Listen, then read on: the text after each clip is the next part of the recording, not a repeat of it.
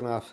We have known each other for a long time, and Molly invited me to participate and kick it off, and then Molly will take it for the next X months, years, or decades. But hi, Molly. Thank you so much for inviting me on. Well, thank you, dear Bruce. It's very meaningful because Say It Skillfully would not exist without my friend Bruce. And truth be told, if you haven't figured it out, I'm actually more of a private person. So posting on LinkedIn, much less posting videos on LinkedIn, not something I would do. And you were the one who said, Molly, it doesn't matter. Just put it up there. And that little video we put up 6 years ago, which I thought 10 people would watch, and ultimately 36,000 people Yeah, I did. didn't think 10 people, but that was why I was encouraging you to do it. And today is really just continuing. It's how to say what needs to be said in a way that serves the system or the goal that you're all a part of. And so that's what Molly has drilled into my head. And I want to start off, and we're going to get into this conversation or take your questions, and Molly will go. But I wanted to acknowledge, first of all, since we're talking about feedback, that we've given each other, you and I, Molly, a lot of feedback. And I want to give you the chance to react publicly to this. When Molly gives feedback, Molly does not say, "Oh, I love it. Good for you." She will say things like that. She will say positive things, but she'll also say, "I'm not sure I get it." Or, um, "Well, and then what happens after you write the book?" Well, what do you mean? Well, people's lives going to get better, and the feedback is incredibly direct and helpful if you can get past. It wasn't just, "Oh, I love you." Keep going. So, you want to talk about that a minute? How you think about feedback? Yes, I appreciate that, Bruce. And I appreciate that we have a relationship where I feel comfortable that I can actually say it like it is in a loving, caring way. And Mm-hmm. I think that what I think about is if it were me, I would really want to know what someone really thinks. Now, there are times when we Right. just want to have someone tell us we're fabulous. Go to the people that tell you you're fabulous, and that's great. But when we want to do really meaningful work, we really want it to go the distance, and we're going to work hard at it. I feel like I owe it to the person to give them what I think at least would make it the most impactful for the world. And if And you can I haven't figured, toss in one other point that because being invited on, I've thought about this. The other part of it is that I know you want to help me. You want to support me. So if you say something that is not what I wanted to hear, I know you're not trying to undercut me. You're not trying to say, let's get rid of Bruce, we'll get someone else. It's Mhm. here's what you need to know. So how do you think about what that piece is? Because that's not always there. Well, that is something that we've created, and I think that people could say, well, you've known each other a long time, and so you have that. True. I will tell you, just last few months, I was asked to speak with someone who was a good friend of mine. Asked me, I said, of course, I'll speak to this person who was interested in going off in a different avenue, and I could have very easily been on a call. Oh, that's so great, super duper. Oh, yeah, exactly. That's awesome. I chose to dare to care. And I Mm. wanted that person to have the benefit of, hey, it might go like unicorns and rainbows, the way you've Right, laid out. right. But if I'm honest, if I'm looking at you post your career and your corporate life and you're going off and hanging your own shingle, I said, I don't really know. I don't know Mm. that that is something that I would necessarily go for. I think a lot of folks were saying, "Oh yeah, go, go, go," and we want to be supportive. At the same time, we want people to have a realistic understanding. And at the end of it, she said, I really want to thank you for opening my eyes and being forthright. And I said, well, I want to thank you for me feeling that I could go there with you. And I have given sometimes that feedback people don't want to hear, and I've used things like, I haven't known you. Maybe I met someone like 15 minutes ago. I've just met you. I really know that I don't know a lot about you, but I will say from what I observed, here's something that you may not be seeing that might be helpful to you. Right, right. The other thing that you do that I think is amazing. So if you remember, uh, you were in Utah when I lived in Utah. You said, I want to do this evaluation of you.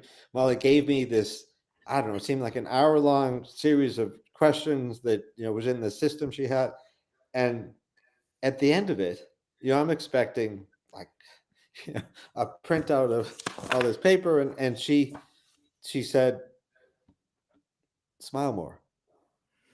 And I was like, what? She said, smile more. And I said, okay. And then it just stopped. And that was really, you gave me 2 words back from this whole evaluation, which changed my life, by the way. But you don't necessarily, this is what I learned from that, is feedback does not mean, oh, I'm going to take 30 minutes and I'm tell you what's right and wrong about you. It's like, and what we both learned from Marshall Goldsmith is, if I could give one thing, one behavioral change, perhaps, that if you recognized one self-awareness, if you had change your life, change the life of the people around you, we don't necessarily have to we don't have to dump on people everything we've ever observed. Is that, do I have that right? Or Yeah, exactly right. So I think this gets to the whole Say It Skillfully framework, which is the me, the you, and then the we. And that me part is, I want to show how much I know and how helpful I am. And so I'm thinking all these things that serve Molly. But truly, I want to be grounded in myself, and I'm here to serve Bruce. So if I'm in Bruce's shoes and I think, like, what's game changing for that other person so that they can go forth in an even better way and feel great about themselves. I mean, that's the gift of the feedback. So many people, and Harry Kramer, our beloved Harry, who rose through the ranks at Baxter Pharmaceutical, just says, you cannot believe so many senior people have trouble about giving feedback. He's like, that is your job. Your job is to help other people to spread their wings and fly by helping them to see blind spots. Bruce has them, Molly has them. We all have blind spots, and we need each other to see them. So there's this mutual accountability piece. So this is where I'm saying to folks, you see something and it shouldn't be like, oh my God, I have to tell that person. How about, oh my gosh, I see something that could help that person be even better. Right. So if that energy is what you're coming to, the person's going to be like, what? I said, oh my God, I just saw something that could really make a difference for you. Not, oh my God, why did you do that? That was the dumbest thing ever. Didn't you see how everyone? So it's that part of how you show up to serve the person versus to show how much I know and how, you should listen to me.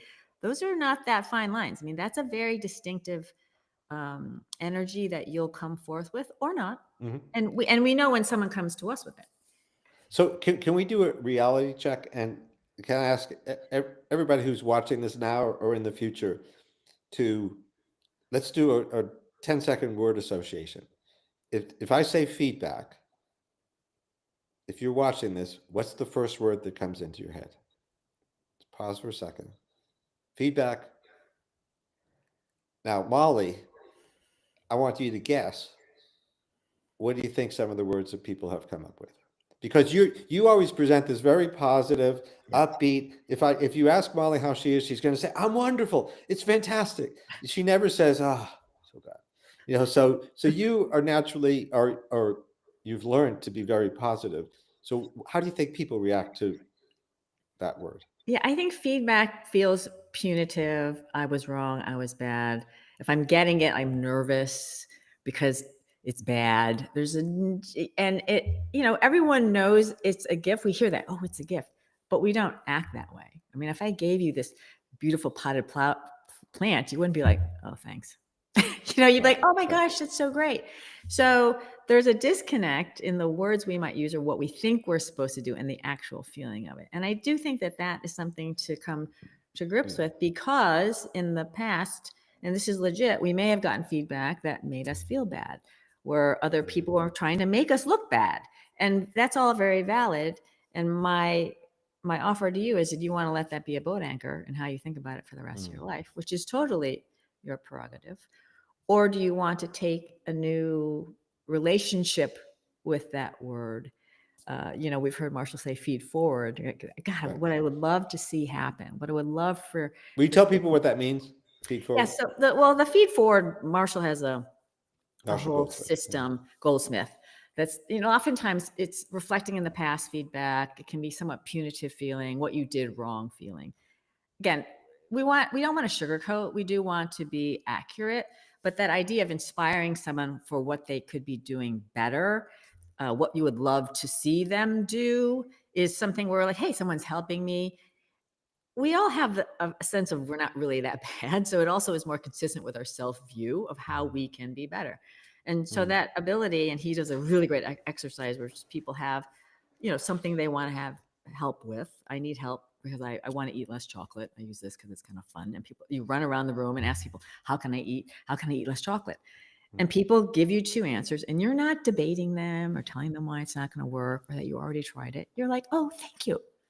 And people run around the room, and it's hilarious because the sound level is super high for 15 minutes. Mhm. You can't get people to stop talking, and feed forward is fun because Well, we're so just to make sure people understand, feed forward is not how you did in the past. Feed forward is how I can serve you, how I can support you moving forward. If you say you want to be do a TED talk, how can I support you in doing a TED talk? What might be a couple of suggestions I could make that would make it, here's how you could craft your topic.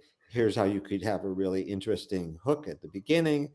It's so therefore, I think the way I watch people interpret it, it takes away a lot of the fear and punitive interpretation of quote feedback, because I don't need, for example, I might look at you and I might say, well, you know here's something that Molly, she's done okay in the past. I don't need to say that. I can simply take it into my thinking and say, you know um, here's a couple of really powerful hooks that might help start your thinking, and then you can take it or leave it. You don't have to, and I don't have to say, well, your last opening was only okay. It was like an 8. It could have been a 10. It's like, I don't need to say that. yeah. And so I guess what I'm asking you is like, there's this implicit, I got to tell you something you did good, something you did bad. If I give you feedback, and I don't really have to tell you that, I just have to be of service to how I'm trying to help you. Is that fair, or is that too, Well, yeah, I think there's a lot. I think it's absolutely fair, but I want the listeners to know that there's a lot of ways to go about that. And I think the idea is if I'm here to serve the person, I want to understand. Maybe I see something like, wow, I can't believe they did that. And so it's very obvious to me. But putting myself and meeting them where they are, it might be saying, hey, I'm noticing you worked really hard on that presentation. I'd love to hear, how do you think it went? Mhm.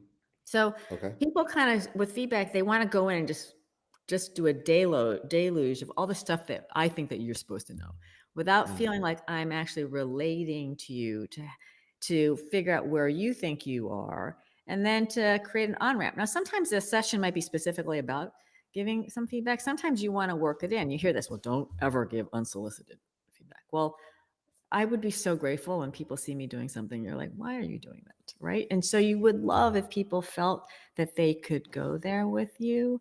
And so that openness, that container is also something that's on us. And I think that sometimes it's very hard to get people to give us the kind of feedback we would like. So how do you want to word that question? Comes up from people. Listen, So one of the things that I've noticed that you do, and this is a big part of the certainly the early days of Say It Skillfully, was that, and anybody who doesn't know, if there's someone that Say It Skillfully started as this series of videos in which Molly would say, well, here's a difficult situation that people face, and you actually model how to say to the other person. And when I used to, really absorb all of them, I realized that what you were doing is you would say like 3 things in the first 10 seconds of a sentence. You say, I want you to know, I'm making this up, but you can give us a real example. I want you to know how important you are to me, to us, that you are what make possible our success. I truly mean that.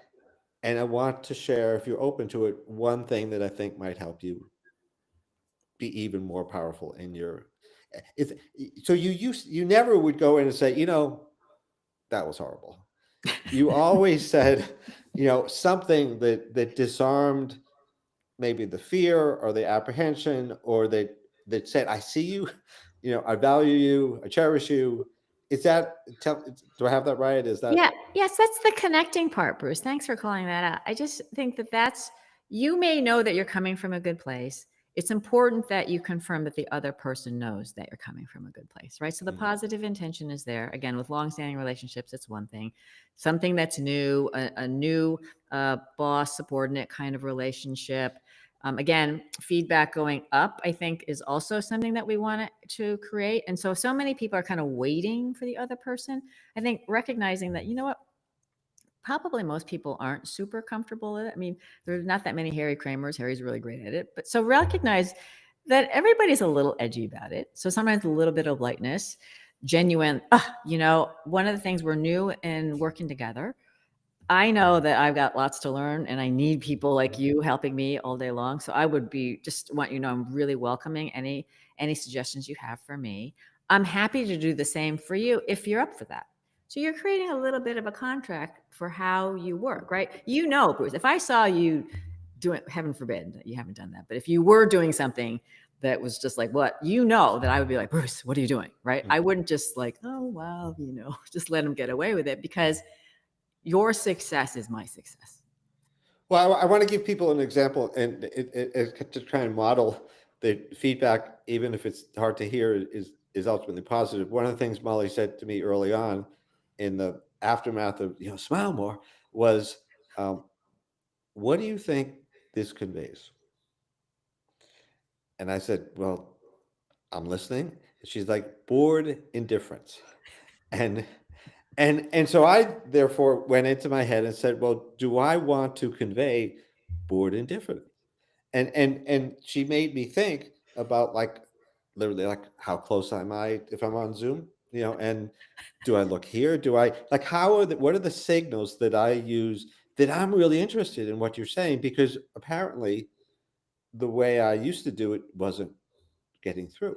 And did I want to perpetuate the me thinking I'm connecting, but the reality is like, not really.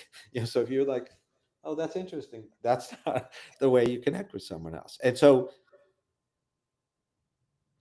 I guess part of it too is when the person is ready to hear what would benefit them. And how do you know that? Like, literally, what do you do to understand that? So I think this is where none of us are telepathic, although my email says sent telepathically. So I think it's It great to does. ask. It does literally does say that. So the thing is, well, I'm like, you think? I think you want to ask. So one of the things that I feel I'm responsible for is helping, our team grow. And so when I see things that I think could be helpful, I'd really love to be able to share them. Are you good with that? So you can work this stuff out in your relationships before you get to those moments, which is a great time to talk it through. Mm, And just know that when I come forth to you, I just want you to know I'm here to really help you. I'm sorry if sometimes maybe it's a little rough around the edges and you'll let me know, but I need you to know that I really care. And I'm saying mm, it because I may not be right. So, yeah, and so to be able to have that conversation in and of itself, I think a lot of people, so just try that. Hey, what do we think about feedback on the team? How about if we make sure that we're really trying to help each other?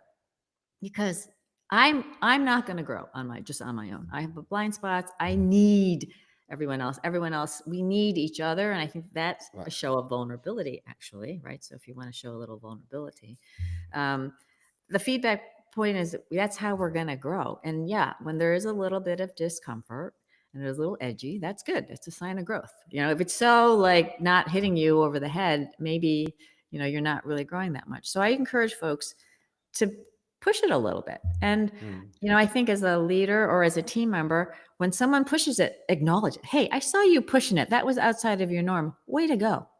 mm. Forget What, the what, impact of whatever. Just that what, take people, when we were going live, I saw a question comment come in, and I think I have this right. That uh, uh, a woman was talking about how she was so wrought about having to say something to her boss that she just burst into his office, and it turned out there was a private meeting going on, and so she kind of, wrong, not foot and mouth, but What do you do when you, because we do get, I know people, myself included, who have thought for 3 days, like, I got to go in, I got to say something, either someone above me, someone below me. And it just starts off, you know, I know the way that you say, but I'm 30 seconds in and this is horrible. The person's upset. I said things completely wrong. How do you recover from that? Like, can I press stop and do it again? Yeah, I think you can. So this is the thing. When you come in and you're saying, okay, I was over emotional, bad on me. I am human. I'm not, um, I just would ask for forgiveness on that. I'll try not to do it again. You own your humanity. If you're in a track and this happens, you're like, okay, you can make it a Hollywood moment. Okay, stop, stop, stop, stop. I Mm. have Right. completely watched this stuff because I'm so Cut. nervous, right? Right. And I think being vulnerable, I'm just sorry, I'm really nervous. You matter a lot to me. I really want to be able to understand you, and I want you to understand me. So I'm sorry if I'm a little bit blubbering. I'm going to Mm. take a breath. Breathing is great. 1 Mississippi, 2 Mississippi, 3 Mississippi. It might seem like forever to you, but a few breaths will help you reset your system and say, let me try that again. Mm. Okay. So when you be real and you're vulnerable and what have you, I've seen this work because people understand because they're human too. Mm. So I I think it's had this. important. This is not really feedback, but I was talking to someone I know well yesterday, whose grandmother died, and Mm, she was at the service, and she near the end had to say something, and she started to lose it, and because so emotional, and she remembered, you know, her grandmother used to do this like type of breathing, and she asked her grandmother why she did that, and it was because she had asthma. But what she did was she used that thought, and she said to the audience, do you remember grandma used to do this? And I'm so, you know, filled with this emotion and energy. Could we all take one breath and let it out like grandma did? And she said, oh my God, it changed the whole flow. It changed the connection that everyone, 100 people there, that they felt with, you know, this woman they loved who had just passed. And I'm mm, sure that some people thought, I'm present. The ability to say, I need 10 seconds to regroup. People think it's I can't do that. It's how connection comes. That, wait a minute, this is important, and I can see how important it is to you. And so it feels like those are amazing human moments once you start to lean into them. Do you have? Can you see any? I can't see from my side questions that people Oh, might so have I for have you. Or two here. Yeah, this is great, okay, Bruce. There's a question here: how to position feedback when your feedback is more aligned with what the person really wants, but you know that what you're saying is counter to what all their followers are saying. mm, So they're kind of in a rock between a hard spot. And mm, so this is the number one key: is just transparency is our friend. And so that reinforcing here, I'm sharing this, create the connection for how you think it does serve the person. Let me ask you, does this seem that it is counter to what others who are following you might think? What do you think about that?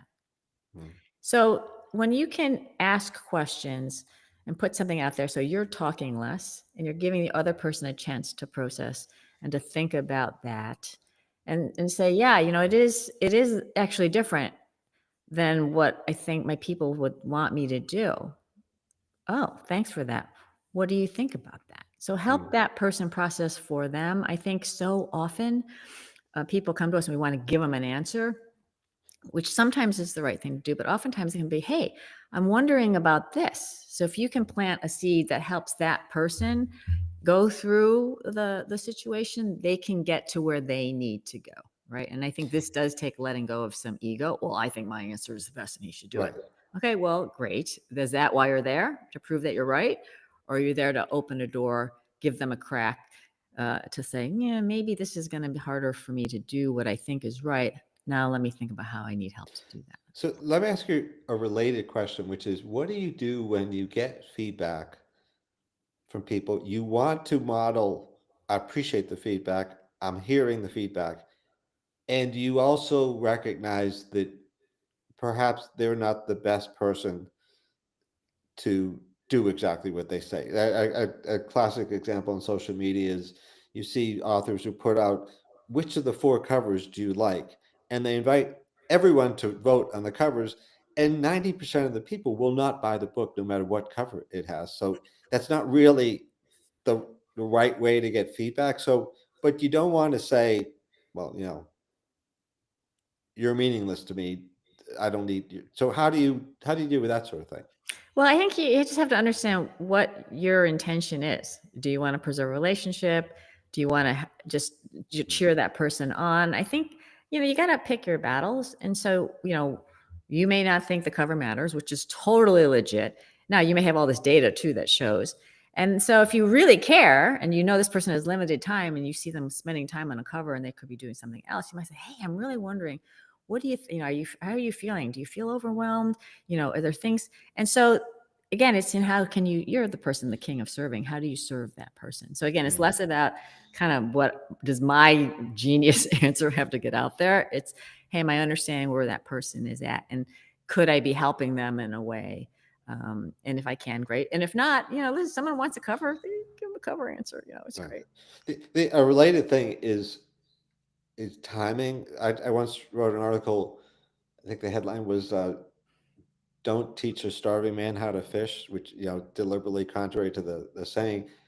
But the point I was trying to get across was, when someone is starving or you just bombed on stage, that is not the time to say to somebody, "Let me tell you the five things you could have done." It's the time to hug them and let's go out to dinner. We'll have a couple of drinks. We'll be, and when the person's ready, okay, Bruce, I'm ready.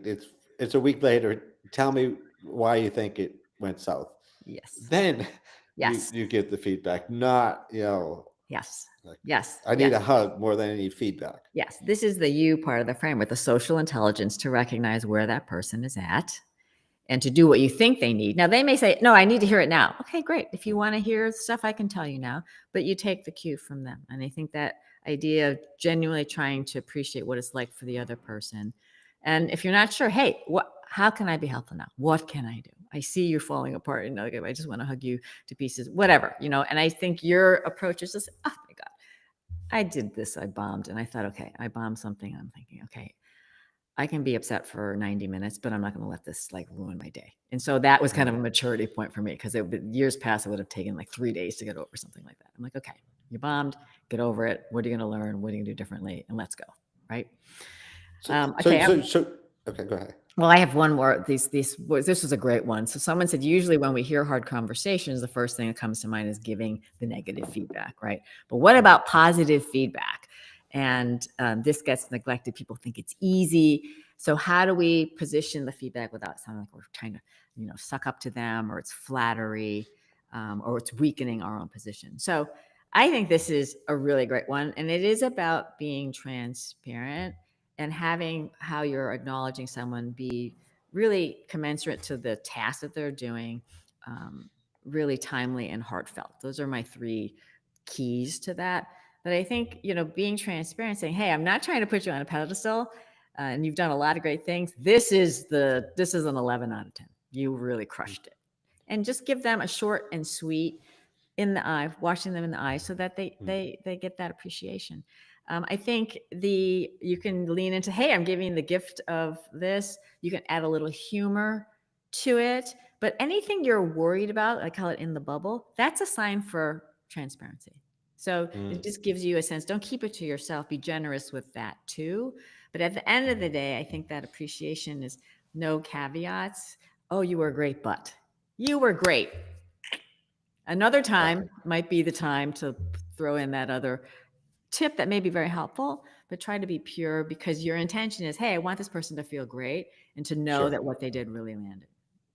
I want to. You're the expert, but I want to also leave people with one non-obvious, really simple thing, and that is, so I have 15 conversations a week with people that I'm been hired to be of service with, and I'm basically, talking about their life and their work and what do they want to say, and I would say probably in 10 years of doing that, I have given 3 things I labeled as feedback, and yet I give feedback every single conversation, but I never call it feedback.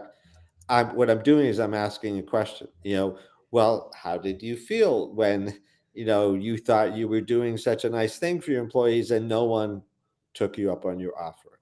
And why do you think that was? People will give themselves feedback if you give them the opportunity to say, well, in retrospect, what do you think about that? In retrospect, what might you do? Because it's not really your job as giving feedback to be the smartest person in the room. It's your job to help. What is it that your intention is? How can you support them? And I'd say 9 times out of 10, maybe 8, people can do this themselves if you just simply talk to them and you kind of nudge them to think about something. I love Do you this. buy I that? love this. I love this. I think that this it goes into our top takeaways, and we'll wrap it up. I think that idea of mainstreaming, quote unquote, this feedback giving, however you want to Mm-hmm. label it, but that we're here in service to help people and we need others people's help. And so that ability to make it a normal thing that you're just doing without necessarily labeling it as such is Right, a great right. way to just, I think, build that into how we help each other to grow. I think that folks, you can own your own attitude about it and know that how you feel about it is the first thing the other person is going to feel, Mm. regardless of what you're about to say. So that is in your control. And then that idea of if you're not sure, transparency, going back and forth, how'd that land for you? How can I be helpful? Creating the partnership feeling, collaborative feeling, Mm. which is what we want with our colleagues, right? And so Right. I hope that this helps normalize something and that people who maybe, if you've been a little bit, shy about it or not leaning in, can kind of jump in and give it a shot. And we'd love to hear how your experience goes. Bruce, do you have anything you want to wrap with? I want to thank you for letting me be here. I want to thank everyone who's participated and watched. And I think both Molly and I, if you have questions or thoughts that came from this and you want to share them with either or both of us, we'd love to hear that That's right. and And have a chance to interact more directly. yeah, we love that. Bruce and I love that. And I just want to leave you with a don't wake up one day regretting that you were silent on the sidelines, okay? And Mhm. spoke up unskillfully, sacrificing your relationships or what could have been possible. And so you really matter out there. I want you to invest in building your skills so that you are able to, use your voice with confidence, with clarity, with impact, and just know that Bruce and I are here cheering for you. And Bruce, thank you, thank you, thank you for Oh, sure. all that you've contributed to me in my life. And hopefully I'll see you soon. And Thanks, thank y'all. you. Ciao, Bye bye, ciao. everybody. Bye, Molly. Bye.